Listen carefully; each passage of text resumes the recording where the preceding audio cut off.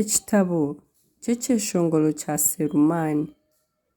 Ekyeshongoro kya Kishwera na Kishwerwa ebirikumanyisa rukundo ya Kristo n'ey'ekanisa ye. Eshuura y'okubanza.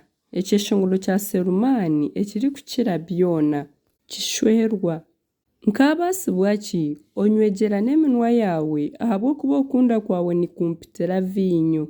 Amajuta gawe g'okwesiga garimu omugaju, eiziina ryawe ni nk'amajuta gashukirwe, nikyo mpangare zikukundira. Nyiriza hori nitwija kwiruka tukukuratiire.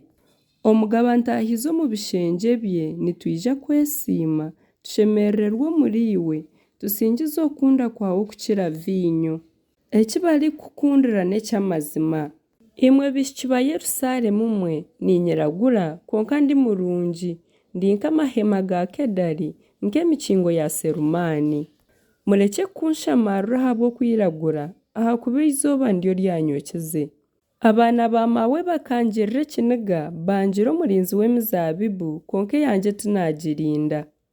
Iwe hunkunda n'omutima gwangye gwona, ngambira horisize obusyo bwawe naho buzagiza omu ihangwe, ahabw'enki nimba nk'orikuzengyerera omu masyo ga bagyenzi bawe. Kishwera. Iwe mukazi orikuhita abandi we. Kworaba otarikuhamanya, toora ekirari ky'obwo busyo hihi n'amahema g'abariisa, oriisizeyo abaana b'entaama. Nkunzi yangye, ninkushanisa n'ebiguma y'embaraasi y'ebigaari bya Farawo. Enshaya zawe ninungi zirengirweho obusibo bw'ishokye, n'omu maraka gawe harimu orukwanzi rw'amabaare g'obuguzi bwingi. Nitwija kukukorera amahunde g'ezaabu n'amapeesha g'efeeza. Kishwerwa. Omugabe ku yaabiire abashutami aha kitabo kye, amajuta gangye g'omugaju gataamirana. Nkunzi yangye harinye ni nk'akashaho ka sumuruna akari ahagati y'amabeere gangye. Kishwera. Nkunzi yangye ni nk'enganda y'ebirabyo bya koferi omu misiri y'emizabibu ya Enigedi. Nkunzi yangye ori murungi. Esho ori murungi, amiisho gawe ni nk'ag'enkombe. Kishwerwa.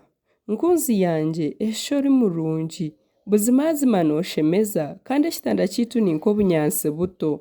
Emitambiiko y'enju yiitu n'emyererezi n'emiraba yaayo n'emiberooshi.